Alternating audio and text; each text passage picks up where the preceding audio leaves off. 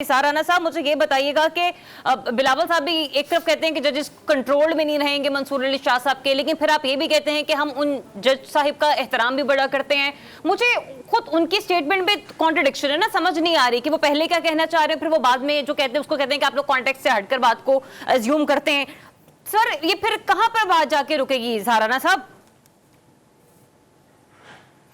लेकिन बिलावल साहब पे तो मुझे तरस आता है कि वो इस उम्र में चीफ जस्टिस को कह रहे हैं कि वो कंट्रोल नहीं कर सकते, जबकि वो खुद अपनी पार्टी नहीं कंट्रोल कर सकते।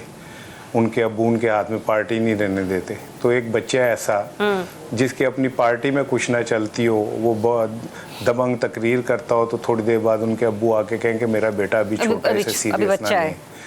वो तो अपनी पार्टी को नहीं क्या कहते हैं कंट्रोल कर पा रहे बेचारे, तो उनका तो कहना खैर। लेकिन जो असल चीज है ना, देखें कि वो हो क्यों रहा है। वो ख्वाजा आसिफ साहब ने, वो ख्वाजा आसिफ को मैं क्रेडिट जरूर देता हूँ कि वो कहीं ना कहीं बात असल जो है ना खोल देते हैं। अदलिया में तब्दीली आने के बाद इलेक्शन ऑडिट हो सकता है। हाँ, जो इनका असल खौफ है ना, वो ये है कि अगर हमारी मर्जी का जज नहीं आया, चीफ जस्टिस नहीं आया, तो ये तो सुप्रीम कोर्ट इलेक्शन का ऑडिट करा देगी और दूध का दूध और पानी का पानी कर देगी। तो फिर पीछे रह क्या जाएगा? अगर दूध का दूध और पानी का पानी हो गया, फिर तो ये तो सारे पानी के साथ बह जाएंगे।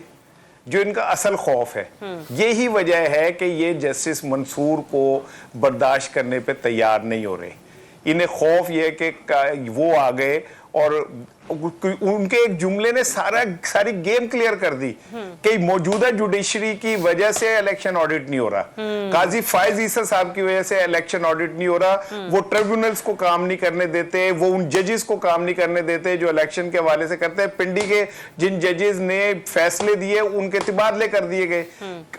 ये जुडिशरी जो ये लोग कहते हैं ना कि जी जुडिशरी में गलबा और ये वो, तो काजी साहब पे क्यों नहीं बात करते आप कि काजी साहब को खत लिखे जजों ने, वो दबा के बैठ गए। काजी साहब के पास एक सबसे बड़ी पार्टी गई, आपने पाकिस्तान में सियासी इस्तेकाम आदम इस्तेकाम का आगाज कर दिया, आपने उसका हक छीन लिया। तो काजी साहब इस टाइम सबसे बड़ी जो है, मैं समझता हूँ जुडिशरी के अंदर एक रुकावट है असल इंसाफ के अंदर। तो लेकिन मौजूदा हुकूमत को लगता है कि सबसे बड़े इंसाफ के मसीहा जो हैं वो शायद मौजूदा चीफ जस्टिस साहब ही हैं। आमिर खकवानी साहब, एक सवाल ये भी बड़ा इंपॉर्टेंट है कि जिस तरह से कल बिलावल साहब ने कहा ना कि अगर सियासी इत्तेफाक राय नहीं होता, मौलाना नहीं भी मानते, तो 63A का तो फैसला आ चुका है। मतलब है कि हॉर्स ट्रेडिंग करने जाएगी हुकूमत अगर ऐसा करने में कामयाब हो जाती है, फिर आपको सियासी मामलात कहाँ पर जाते हुए नजर आते हैं? फिर आपको PTI का मुस्तकबिल क्या नजर आता है? देखिए, असल सवाल ही ये है कि आईनी तरमीम ये मुतनाज़ तरीके से करते हैं या एहसन तरीके से करते हैं। मतलब देखा ना 18वीं तरमीम आई, उस वक्त एक बड़ा एक सही तरीका अच्छा, मुतनाज़ तरीके तो हमारे सामने, एहसन तरीका कौन सा? मुझे तो ये भी समझ नहीं आ रही। एहसन तरीका ये है ना, जैसे 18वीं तरमीम आई, 18वीं तरमीम में पार्लियामेंट में कमेटी बनाई, तमाम पार्लिमानी पार्टियों के नुमाइंदे थे उसमें, कई महीने तक उन्होंने क्लोज डोर में डिस्कशन की और उसके बाद मुसद्दा लेकर आए, फिर उसमें पार्लियामेंट में डिबेट भी हुई और एक तरह से मुतफिका आपने एक आईनी तरमीम ले आए और उसमें काफ़ी सारी अमेंडमेंट्स थी। ये एक प्रॉपर तरीका है ना, कोई भी आप जब अमेंडमेंट देखें ना, अमेंडमेंट करना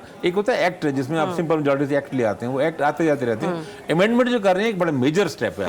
अब वहां पे अगर आपने हार्श ट्रेडिंग से करेंगे तो फिर एक तो कोई उसकी इखलाकी साख नहीं रहेगी, कोई क्रेडिबिलिटी रहेगी। असल में ये जो करने जा रहे हैं इसके बाद से तो मेरा ख्याल है पॉलिटिकल टेंशन भी बहुत बढ़ेगी। अभी आपने खुद इंट्रो में ये जिक्र किया कि वो तहरीक इंसाफ भी एहतजाज की मौके लाइन दे रही है, तो अभी तो 11 को भी कॉल है, 14 की भी कॉल है। देखें, जुडिशरी, इंडिपेंडेंट जुडिशरी से सियासी पार्टी समेत हर एक को उम्मीद होती है कि हमें रिलीफ मिलेगा, क्योंकि जुडिशरी से रिलीफ की उम्मीद मिलना कोई बुरी बात नहीं है। अदलिया होती है इंसाफ करने के लिए। पूरी दुनिया में जहाँ कन्फ्लिक्ट रेजोल्यूशन, कन्फ्लिक्ट के लिए आपने बार रिजॉल्व कराना है ना किसी से, तो अदलिया ही उसमें आपको इंसाफ के लिए आप जाते हैं।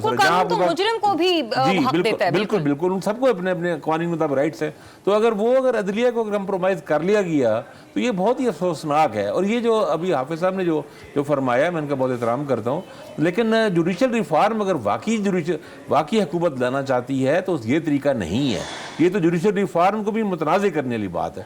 पहली बात तो ये कौन सी जुडिशरी रिफॉर्म है जिसमें लोअर कोर्ट्स की बात ही नहीं हो रही। सबसे ज्यादा लोग सफर करते हैं सिविल जज की सिविल अदालतों में और सेशन कोर्ट्स में, सबसे ज्यादा, यानी वो लाखों में बल्कि मिलियंस में वहाँ केसेस हैं और वहाँ पे बहुत ज्यादा शिकायत हैं, बहुत मसाइल हैं, बहुत चीजें हैं, वहाँ पे आपने बिल्कुल बात ही नहीं कर रहे। और जुडिशरी रिफॉर्म की 25 अक्टूबर से पहले करानी है, उसके बाद नहीं आ 26 अक्टूबर को सकती, जुडिशरी रिफॉर्म नहीं हो सकती, उसके बाद नहीं आ सकती। मतलब ये तो फिर एक जुडिशरी रिफॉर्म्स की इस बात का, इस टर्म का भी मजाक उड़ाने की बात है। आप जुडिशरी रिफॉर्म्स करना चाहते हैं, हम सब आप लोग आपके साथ हैं, मीडिया समेत। अब तक कौन सी जुडिशरी रिफॉर्म है? आप खा लें, चाहे आपका मुंह ही क्यों ना सड़ जाए, जबान आपकी क्यों ना जल जाए, लेकिन आपने खाना है 25 अक्टूबर से पैसे, क्योंकि अगर 25 के बाद आपने खाया तो वो चीज, वो केक एक्सपायर्ड हो जाएगा।